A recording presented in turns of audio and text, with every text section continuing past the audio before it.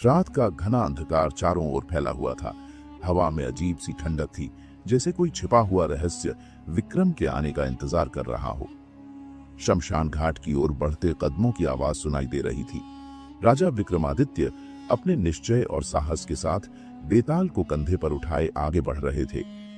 बेताल की रहस्यमयी मुस्कान और उसकी उलझाने वाली कहानियां विक्रम के धैर्य की परीक्षा ले रही थीं।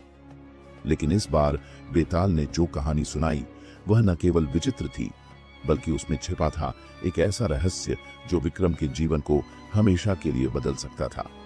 बेताल ने एक गहरी सांस ली और कहा, राजा, क्या तुमने कभी किसी ऐसी जगह का नाम सुना है जहां दिन के उजाले में भी अंधेरा छाया रहता है, जहां जाते ही सबसे निडर योद्धाओं का भी साहस टूट जाता है? विक्रम ने दृढ़ता से उत्तर दिया, मुझे डराने की कोशिश मत करो, जो भी रहस्य है उसे मुझे बताओ। बेताल ने हंसते हुए कहा, ठीक है, सुनो। यह कहानी एक ऐसे शापित मंदिर की है जहां जाने वाले कभी लौटकर नहीं आते। इस मंदिर का नाम है कालमणि मंदिर। बेताल ने विक्रम को बताया कि यह मंदिर एक घने जंगल के बीचों बीच स्थित था। कहा जाता है कि यह मंदिर राजा प्रलंभसुर द्वारा बनवाया गया था, जो अपनी शक्ति और अहंकार के लिए कुख्यात था। उसने देवी काली को प्रसन्न करने के लिए इस मंदिर का निर्माण करवाया था, लेकिन देवी की पूजा में एक भयावह भूल हो गई। राजा ने देवी की मूर्ति के समक्ष एक निर्दोष व्यक्ति की बलि चढ़ा दी। देवी ने क्रोधित होकर शाप दिया कि यह मंदिर अब अशुभ रहेगा और जो भी यहाँ कदम रखेगा वह अपने जीवन की सबसे बड़ी परीक्षा से गुजरेगा। इस मंदिर के चारों ओर अजीब सी सिहरन थी। रात के समय वहां अजीब सी चीखें सुनाई देती और लोगों ने दावा किया कि वहां पर आत्माएं भटकती हैं। बेताल ने कहानी को और रोचक बनाते हुए कहा, इस मंदिर के पास एक छोटा सा गांव था। उस गांव के लोग इस मंदिर का नाम लेने से भी डरते थे, लेकिन एक दिन एक साधु वहां आया। उसने गांव वालों से पूछा, क्यों डरते हो इस मंदिर से? इसमें तो देवी काली का वास है। गांव के मुखिया ने कांपते हुए उत्तर दिया, महात्मन, यह मंदिर अब देवी का नहीं, अपशगुन का स्थान बन चुका है। यहाँ जो भी गया वह या तो मर गया या पागल होकर लौट आया। साधु ने ठान लिया कि वह इस मंदिर के रहस्य को सुलझाएगा। उसने गांव वालों से मंदिर का रास्ता पूछा, लेकिन किसी ने उसकी मदद नहीं की। साधु अकेला जंगल की ओर बढ़ा। जैसे जैसे वह मंदिर के करीब पहुंचा, उसे अजीब सी आवाजें सुनाई देने लगी। हवा में किसी के रोने और चिल्लाने की ध्वनि थी। साधु ने अपनी माला पकड़ी और मंत्र जपने लगा। मंदिर के द्वार पर पहुंचते ही उसे लगा जैसे कोई अदृश्य शक्ति उसे अंदर खींच रही हो। उसने चारों ओर देखा, लेकिन वहां कोई नहीं था। अचानक उसे मंदिर के अंदर एक लाल रोशनी दिखाई दी। वह धीरे धीरे उस रोशनी की ओर बढ़ा। मंदिर के गर्भगृह में पहुंचकर साधु ने देखा कि वहां देवी काली की मूर्ति खून से सनी हुई थी। मूर्ति के चारों ओर शव बिखरे हुए थे। साधु ने अपनी माला और त्रिशूल उठाया और देवी की स्तुति करने लगा, लेकिन तभी मूर्ति में हलचल होने लगी। साधु ने देखा कि मूर्ति की आंखें जलने लगीं और वह बोल पड़ी, तू कौन है जो यहाँ आने की हिम्मत कर रहा है? क्या तुझे अपनी मृत्यु का भय नहीं? साधु ने निडर होकर उत्तर दिया, मैं एक साधारण साधु हूँ। मैं तुम्हारे शाप को समाप्त करने और इस स्थान को पवित्र करने आया हूँ। देवी ने साधु को चेतावनी दी कि उसे अपनी शक्ति और विश्वास की परीक्षा देनी होगी। अगर वह सफल होता है तो मंदिर फिर से पवित्र हो जाएगा, लेकिन अगर असफल हुआ तो उसकी आत्मा भी यहीं फंस जाएगी। साधु ने चुनौती स्वीकार कर ली। साधु ने मंत्र जपना शुरू किया। चारों ओर काली आंधी चलने लगी। मंदिर के पत्थर टूटने लगे। चारों ओर चीख पुकार मच गई। साधु ने अपनी आंखें बंद कर लीं और देवी के चरणों में समर्पण कर दिया। बेताल ने विक्रम से पूछा, तो बताओ राजा विक्रम, क्या साधु को अपनी परीक्षा में सफलता मिली होगी? अगर हाँ तो कैसे, और अगर नहीं तो क्यों? विक्रम ने गंभीर स्वर में कहा, इस प्रश्न का उत्तर देने से पहले मुझे पूरी कहानी सुननी होगी। इस साधु की परीक्षा केवल शक्ति की नहीं, बल्कि उसकी आस्था की थी। बेताल ने ठहाका लगाया और कहा, बहुत अच्छा राजा, लेकिन याद रखना, यह कहानी जितनी गहरी लगती है उससे कहीं अधिक खतरनाक है। अगला अध्याय तुम्हें और भी उलझाएगा। तैयार हो? विक्रम ने सिर हिलाया और अपनी यात्रा जारी रखी, लेकिन उसकी आंखों में एक अजीब सी चमक थी, जैसे वह इस रहस्य को सुलझाने के लिए पूरी तरह तैयार हो। रात गहरी हो चुकी थी। जंगल के पेड़ साए साए कर रहे थे और विक्रमादित्य ने बेताल को कंधे पर उठाए अपनी यात्रा जारी रखी। बेताल की रहस्यमयी कहानी ने विक्रम के मन में जिज्ञासा पैदा कर दी थी। कालमणि मंदिर का रहस्य और साधु की परीक्षा ने विक्रम को सोचने पर मजबूर कर दिया। बेताल ने धीरे से कहा, राजा विक्रम, जो कहानी मैंने शुरू की है वह साधारण नहीं है। ये साधु की दृढ़ता, विश्वास और साहस की परख थी। परंतु क्या साधु उस परीक्षा में सफल हुआ या फिर वह भी उन आत्माओं की तरह इस शापित मंदिर का हिस्सा बन गया? विक्रम ने खड़े स्वर में कहा, बेताल, बिना विचलित हुए पूरी कहानी सुनाओ। मैं जानना चाहता हूं कि साधु की अंतिम परीक्षा क्या थी। बेताल ने एक गहरी हंसी के साथ कहा, तो सुनो राजा, जब साधु ने देवी काली के चरणों में समर्पण किया तब मंदिर का पूरा वातावरण बदल गया। खून से सनी हुई मूर्ति अब जीवित प्रतीत हो रही थी। देवी ने अपनी प्रचंड आवाज में कहा, हे साधु, यदि तू वास्तव में मेरे इस मंदिर को पवित्र करना चाहता है तो तुझे 3 कठिन परीक्षाओं से गुजरना होगा। यदि तू असफल हुआ तो तेरी आत्मा भी इस मंदिर की दीवारों में कैद हो जाएगी। साधु ने बिना डरे कहा, हे देवी, मैं आपकी कृपा और आशीर्वाद से इन परीक्षाओं का सामना करूंगा। देवी ने पहली परीक्षा का संकेत दिया और साधु को एक अंधेरी गुफा में भेज दिया। गुफा के अंदर घना अंधकार था। साधु ने महसूस किया कि उसके चारों ओर कुछ अदृश्य शक्तियां घूम रही थीं। गुफा की दीवारों से भयानक आवाजें आ रही थीं, जैसे किसी ने प्राचीन मंत्रों को तोड़ मरोड़ कर दोहराया हो। अचानक एक गूंजती हुई आवाज आई, हे साधु, यदि तू सत्य का साधक है तो इस अंधकार में छिपे सत्य को खोज, लेकिन ध्यान रहे, जो तू देखेगा वह तुझे भ्रमित करेगा। साधु ने अपनी माला को कसकर पकड़ लिया और मंत्रों का जाप शुरू किया। जैसे जैसे वह आगे बढ़ा, उसे कई भयानक दृश्य दिखाई दिए। उसने देखा कि उसके आसपास उसकी ही छाया उसे मारने के लिए दौड़ रही थी, लेकिन साधु ने अपनी आंखें बंद कर लीं और ध्यान केंद्रित किया। अचानक गुफा की दीवारों पर एक शब्द चमकने लगा, आत्मशक्ति। साधु ने तुरंत समझ लिया कि सत्य केवल आत्मशक्ति और विश्वास में ही छिपा है। उसने देवी के नाम का स्मरण किया और गुफा का अंधकार अचानक दूर हो गया। गुफा से बाहर निकलते ही साधु को एक विशाल हॉल में ले जाया गया।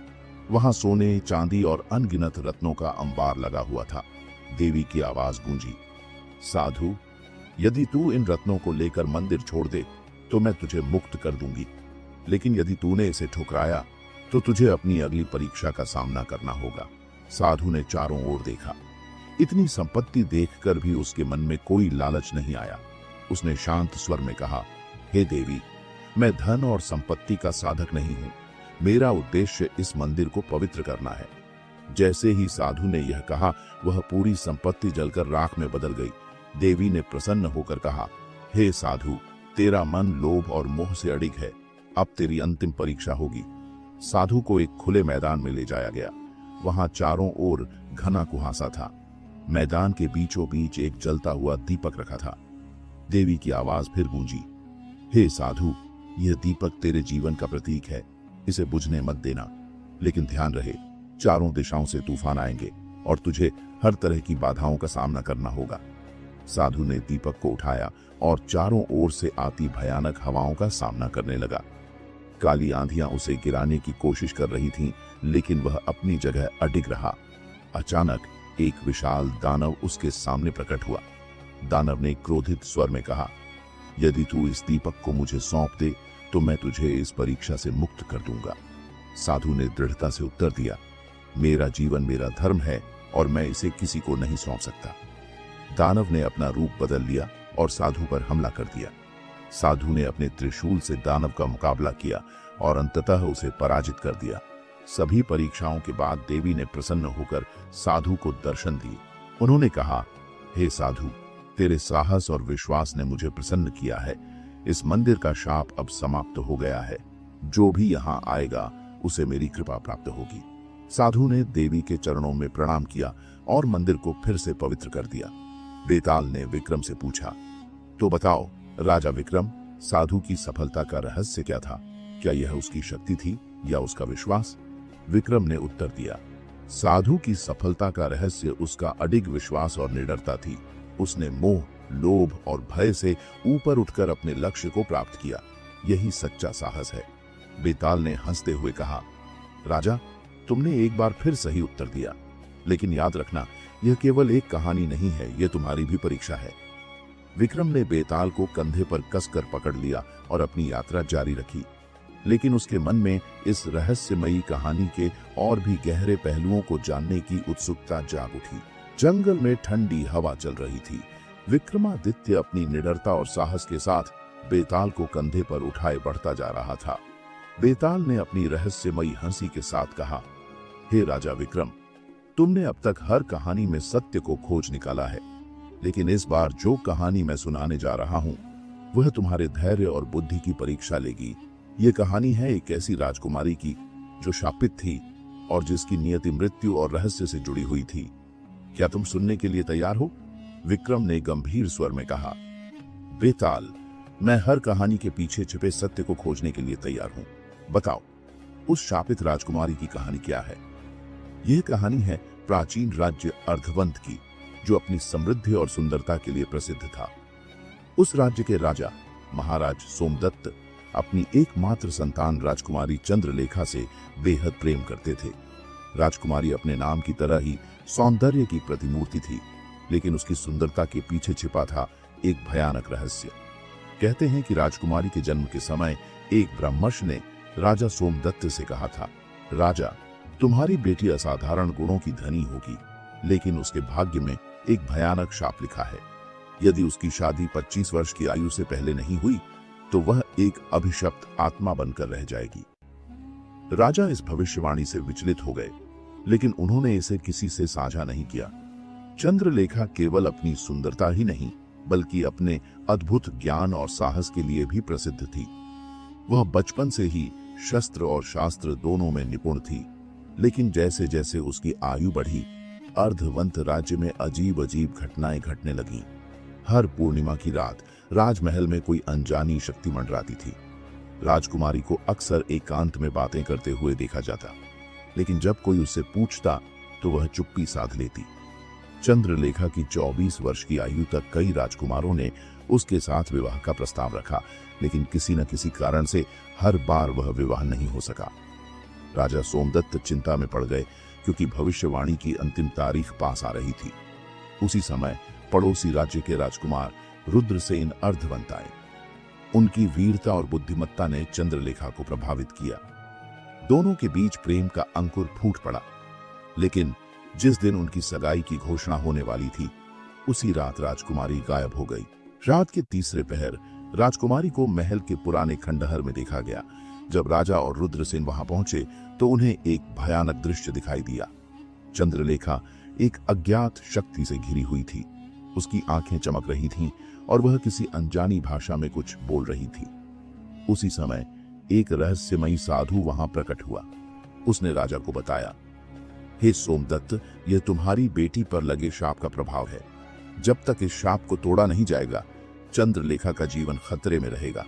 शाप को तोड़ने के लिए उसे कालरात्रि मंदिर में 7 दिनों तक प्राण त्याग तप करना होगा, लेकिन इस यात्रा में उसे मृत्यु का सामना करना पड़ेगा।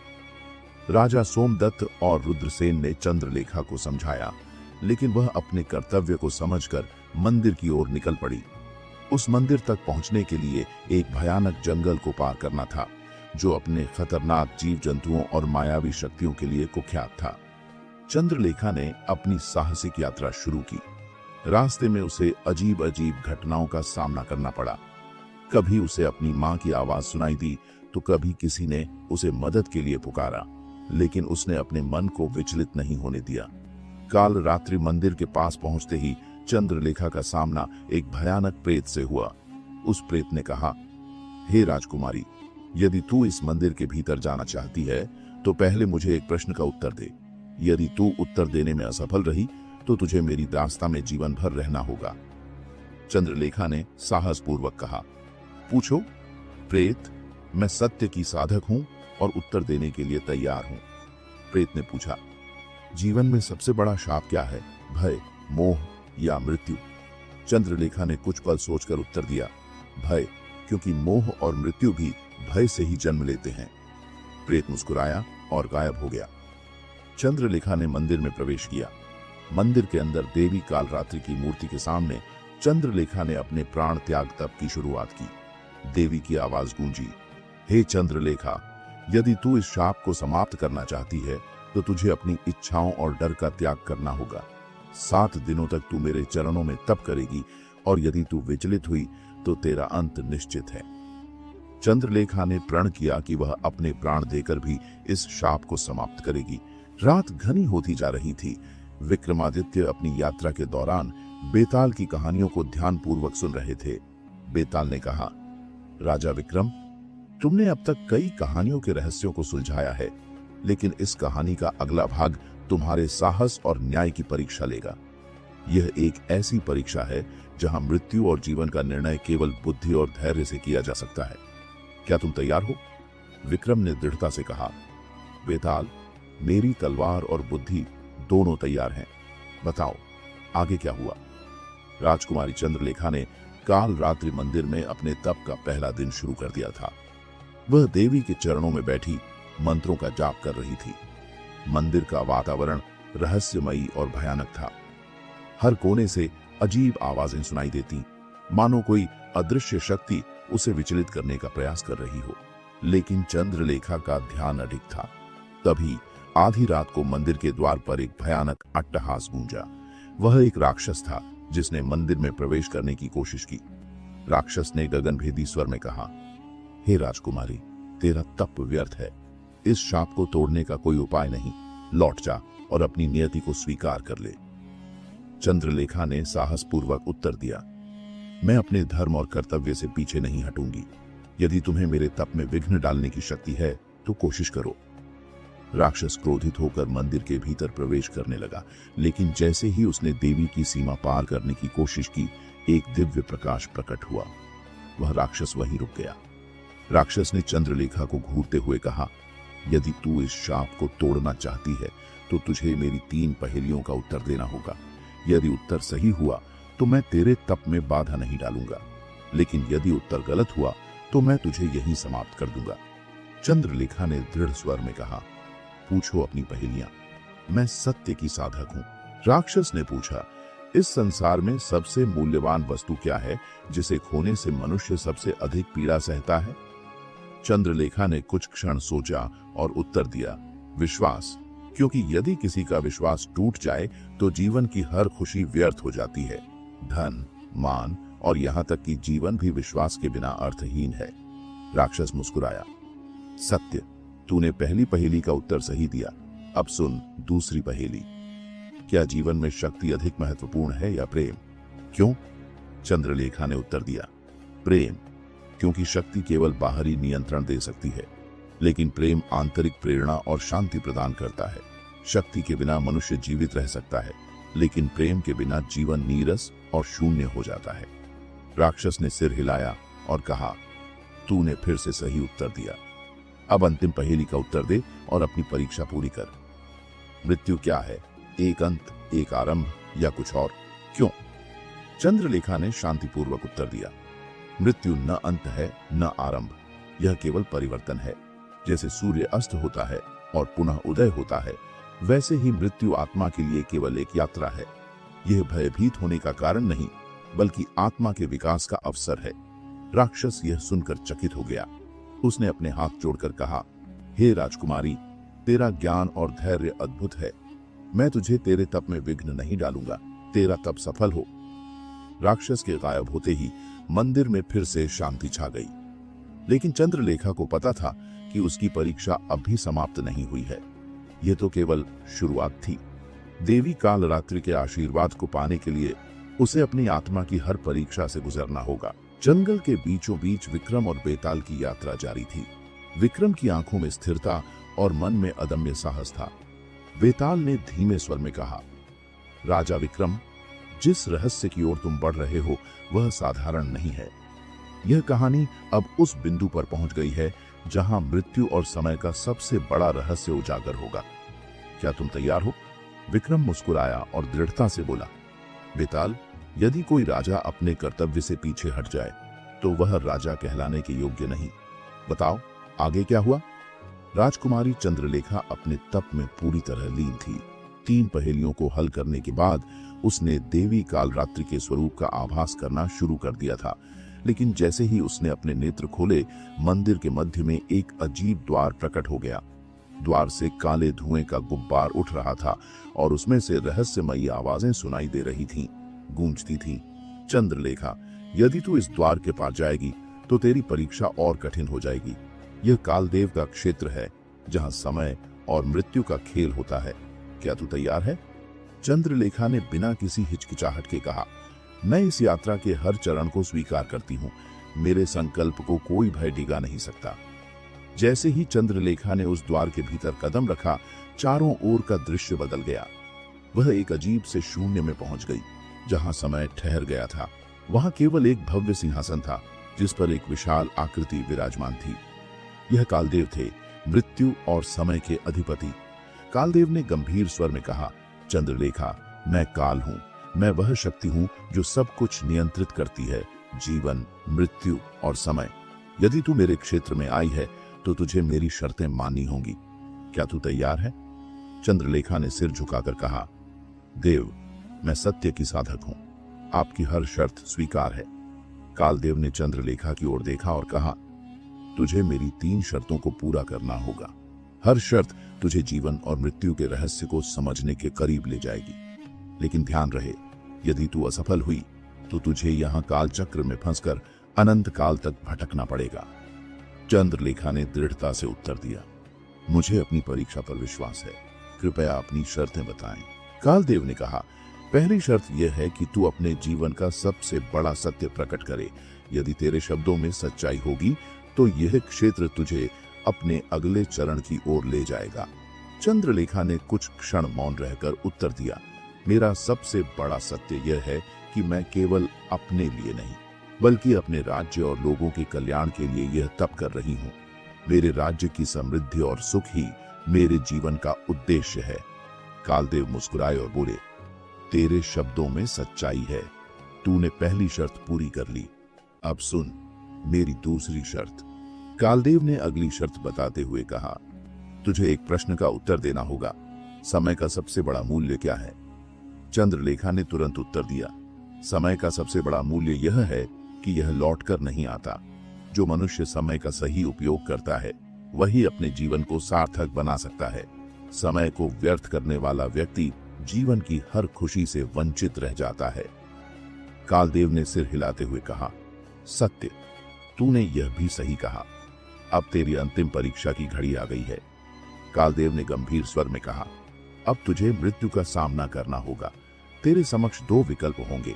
तू अपने जीवन की बलि देकर इस शाप को समाप्त कर सकती है, या फिर अपने तप को छोड़कर वापस लौट सकती है। सोच समझकर निर्णय ले। चंद्रलेखा ने बिना एक क्षण गवाए उत्तर दिया, मैं अपने जीवन को बलिदान करने के लिए तैयार हूँ। मेरे प्राणों का मूल्य मेरे राज्य और लोगों की भलाई से कम है। यदि मेरे तप से यह शाप समाप्त हो सकता है तो मैं सहर्ष मृत्यु को स्वीकार करूंगी। कालदेव यह सुनकर गंभीर हो गए। उन्होंने कहा, तूने अपनी परीक्षा में अद्भुत साहस दिखाया है। तेरे त्याग और संकल्प ने यह सिद्ध कर दिया कि तू सच्ची साधक है। इसलिए मैं तुझे आशीर्वाद देता हूँ। कालदेव ने अपना आशीर्वाद देकर चंद्रलेखा को वापस कालरात्रि मंदिर में भेज दिया। मंदिर की ज्योत पहले से अधिक तेज हो गई थी। चंद्रलेखा जानती थी कि वह अपने तप की अंतिम सीढ़ी के पास पहुंच चुकी है। जंगल की घनी छाया में चलते हुए विक्रम और बेताल के बीच सन्नाटा पसरा था, लेकिन यह सन्नाटा रहस्य और रोमांच से भरा हुआ था। बेताल ने गंभीर स्वर में कहा, राजा विक्रम, यह कहानी अब अपने चरम पर है। चंद्रलेखा ने कालदेव की 3 कठिन शर्तों को पार किया, लेकिन अब वह अंतिम परीक्षा के सामने खड़ी है। इस परीक्षा में केवल तप, धैर्य और सच्चाई काम आएंगे। क्या तुम जानना चाहते हो कि क्या हुआ? विक्रम ने अपने मजबूत स्वर में कहा, बेताल, मैं सत्य जानने के लिए किसी भी हद तक जा सकता हूँ। ये कहानी मुझे मेरे कर्तव्य और जीवन के गहरे अर्थ सिखा रही है। आगे की कथा सुनाओ। जब चंद्रलेखा कालदेव की परीक्षा पार कर कालरात्रि मंदिर में वापस लौटी तो वहां का वातावरण बदल चुका था। मंदिर अब अलौकिक प्रकाश से भर गया था। यह प्रकाश इतना तेज था कि सामान्य व्यक्ति उसकी ओर देख भी नहीं सकता था, लेकिन चंद्रलेखा ने अपनी आंखें बंद कर देवी को प्रणाम किया। अचानक एक गंभीर और शक्ति से भरी आवाज मंदिर में गूंजी। चंद्रलेखा, तूने अब तक अपने साहस और सच्चाई का प्रमाण दिया है, लेकिन यह अंतिम परीक्षा तेरे विश्वास और तप की सबसे कठिन परीक्षा होगी। चंद्रलेखा ने सिर झुकाकर कहा, देवी, मुझे आपकी शरण में रहकर जो भी परीक्षा देनी हो मैं उसके लिए तैयार हूं। कालरात्रि देवी ने कहा, तेरी परीक्षा सत्य और मोह के बीच होगी। तेरे सामने तेरा अतीत, वर्तमान और भविष्य प्रस्तुत होगा। तुझे चुनना होगा कि इनमें से क्या अधिक महत्वपूर्ण है। लेकिन ध्यान रहे, मोह में फंसने से तेरा तप नष्ट हो जाएगा और तू कभी सत्य तक नहीं पहुंच पाएगी। देवी के वचनों के बाद चंद्रलेखा के सामने 3 दृश्य प्रकट हुए। एक अतीत, उसका सुंदर राजमहल, बचपन की सुखद स्मृतियां और माता पिता का स्नेह। 2 वर्तमान, उसका कठिन तप और राज्य की जनता जो उसकी तपस्या की सफलता के लिए प्रार्थना कर रही थी। 3 भविष्य, उसका भविष्य राजमाता के रूप में एक शक्तिशाली और समृद्ध राज्य की रानी। चंद्रलेखा की आंखों में आंसू आ गए। देवी ने पूछा, चंद्रलेखा, क्या तू अतीत के सुख में लौटना चाहेगी, वर्तमान की कठिनाइयों को चुनना चाहेगी या भविष्य के वैभव को अपनाना चाहेगी? चंद्रलेखा ने शांत स्वर में उत्तर दिया, देवी, अतीत में लौटना संभव नहीं है और भविष्य अभी लिखा नहीं गया है, लेकिन वर्तमान मेरा सत्य है। यदि मैं वर्तमान में सच्चाई और तप के मार्ग पर रहूं तो मेरा भविष्य स्वयं समृद्ध होगा। मैं वर्तमान चुनती हूं। देवी मुस्कुराई और बोली, चंद्रलेखा, तूने सत्य का मार्ग चुना है। यह दिखाता है कि तू मोह से परे है, लेकिन अभी तेरी परीक्षा पूरी नहीं हुई। देवी ने अपनी शक्ति से एक और दृश्य प्रकट किया। इस बार चंद्रलेखा के सामने उसके राज्य के लोग दिखाए गए जो दुखी और कष्ट में थे। वे उसकी ओर देख रहे थे जैसे वह उनकी आखिरी उम्मीद हो। देवी ने कहा, यदि तूने तपस्या पूरी नहीं की तो तेरा राज्य नष्ट हो जाएगा। लोग भूख और पीड़ा से मर जाएंगे। लेकिन यदि तू अपनी तपस्या तोड़कर वापस लौटेगी तो उनका कल्याण होगा। क्या तू अपने राज्य को बचाने के लिए तप तोड़ देगी? चंद्रलेखा ने गहरी सांस ली और कहा, देवी, मेरे राज्य का कल्याण मेरे तप की सफलता में है। यदि मैं अपने तप को अधूरा छोड़ दूं तो राज्य का संकट समाप्त नहीं होगा। मैं अपने तप को पूर्ण करूंगी, चाहे इसके लिए मुझे अपना प्राण भी त्यागना पड़े। देवी ने प्रसन्न होकर कहा, तूने सही उत्तर दिया। तेरे त्याग और बलिदान ने सिद्ध कर दिया कि तू सच्ची साधक है। अब तेरी अंतिम परीक्षा का समय आ गया है। देवी ने चंद्रलेखा को आशीर्वाद देकर कालचक्र के रहस्यमय प्रभाव को समाप्त कर दिया। यह चक्र अब उस मंदिर में सदा के लिए निष्क्रिय हो गया। लेकिन देवी ने कहा, चंद्रलेखा, तुझे अब मेरी अंतिम शक्ति प्राप्त करनी होगी। यह शक्ति तुझे राज्य और सत्य के मार्ग पर सफलता दिलाएगी, परंतु इसके लिए तुझे अंतिम बलिदान देना होगा। घने जंगल के उस वीरान रास्ते पर राजा विक्रम ने अपनी तलवार की मूठ को कसकर पकड़ा। उनके मन में बेताल की कहानी का प्रभाव गहराई तक छा चुका था। हर कहानी की तरह यह कहानी भी एक ऐसी मोड़ पर पहुंच चुकी थी जहां सत्य और छल का खेल सामने आने वाला था। बेताल, जो विक्रम की पीठ पर लटका हुआ था, अचानक जोर से हंसा।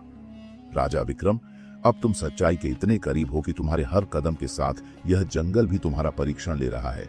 क्या तुम इस कहानी के अंतिम अध्याय को सुनने के लिए तैयार हो? विक्रम ने दृढ़ता से कहा, बेताल, सत्य का मार्ग भले ही कठिन हो, लेकिन मैं इसे अंत तक सुनूंगा। अब अपनी कथा पूरी करो। चंद्रलेखा को कालरात्रि देवी ने अंतिम शक्ति प्राप्त करने के लिए एक आखिरी चुनौती दी। यह चुनौती न केवल उसकी तपस्या का परीक्षण था, बल्कि उसके धैर्य और विश्वास की भी परीक्षा थी। देवी ने कहा, तुझे अपने बलिदान से कालचक्र को सदा के लिए निष्क्रिय करना होगा। यह बलिदान तुझसे तेरे जीवन का सबसे कीमती अंश मांगेगा। क्या तू इसके लिए तैयार है? चंद्रलेखा ने बिना किसी झिझक के कहा, देवी, यदि मेरे बलिदान से मेरे राज्य और मेरे लोगों का कल्याण होता है तो मैं इसके लिए तैयार हूं। देवी ने चंद्रलेखा को कालचक्र के वास्तविक रहस्य के बारे में बताया। कालचक्र केवल एक शक्ति नहीं था, बल्कि यह उस समय का प्रतीक था जो सही और गलत, सत्य और असत्य को परखता था। यह चक्र हर युग में प्रकट होता है, देवी ने कहा, और केवल वही व्यक्ति इसे निष्क्रिय कर सकता है जो मोह, लोभ और भय से परे हो। तेरा त्याग और तपस्या इसे नष्ट कर सकती है, लेकिन इसके लिए तुझे अपनी आत्मा का एक हिस्सा त्यागना होगा। देवी के आदेशानुसार चंद्रलेखा ने कालचक्र के सामने बैठकर ध्यान लगाया। उसने अपनी आत्मा का अंश समर्पित कर दिया। जैसे ही उसने यह बलिदान दिया, काल चक्र चमकने लगा और धीरे धीरे अदृश्य हो गया। उस समय मंदिर में चारों ओर दिव्य प्रकाश फैल गया। देवी ने प्रसन्न होकर कहा, चंद्रलेखा, तेरा तप और बलिदान व्यर्थ नहीं जाएगा। अब तुझे ऐसी शक्ति प्राप्त होगी जिससे तू अपने राज्य और प्रजा का कल्याण कर सकेगी। चंद्रलेखा ने अपने बलिदान के बाद एक नई ऊर्जा महसूस की। देवी ने उसे आशीर्वाद देकर कहा, तू अब केवल एक रानी नहीं, बल्कि सत्य और तपस्या का प्रतीक बन गई है। तेरा नाम युगों युगों तक याद किया जाएगा। चंद्रलेखा अपने राज्य में लौट आई। उसके आते ही चारों ओर खुशहाली छा गई। जनता ने उसे देवी का रूप मानकर पूजना शुरू कर दिया। बेताल ने अपनी कहानी समाप्त करते हुए विक्रम से पूछा, तो राजा विक्रम, यह बताओ कि चंद्रलेखा का बलिदान क्या उचित था? क्या उसने अपने राज्य और प्रजा के लिए जो किया वह सही था? क्या उसका तपस्या का मार्ग सबसे श्रेष्ठ था? विक्रम ने गंभीर स्वर में कहा, सत्य और तपस्या का मार्ग हमेशा कठिन होता है, लेकिन जो इस पर चलता है वही सच्चे अर्थों में राजा और रक्षक होता है। चंद्रलेखा का बलिदान उसके राज्य और प्रजा के लिए सबसे बड़ा उपहार था। उसका निर्णय न केवल उचित था, बल्कि प्रेरणादायक भी है। बेताल ने हंसते हुए कहा, राजा विक्रम, तुमने सही उत्तर दिया, लेकिन क्या तुम जानते हो कि यह कहानी केवल एक कथा नहीं, बल्कि तुम्हारे अपने जीवन का प्रतिबिंब है? विक्रम चौंक गए। मेरा जीवन? इसका क्या अर्थ है बेताल? बेताल ने विक्रम को बताया कि हर राजा के लिए यह कथा एक सीख है। सत्य और कर्तव्य के मार्ग पर चलना ही राजा का धर्म है। तुम्हारा धैर्य, साहस और सच्चाई ही तुम्हें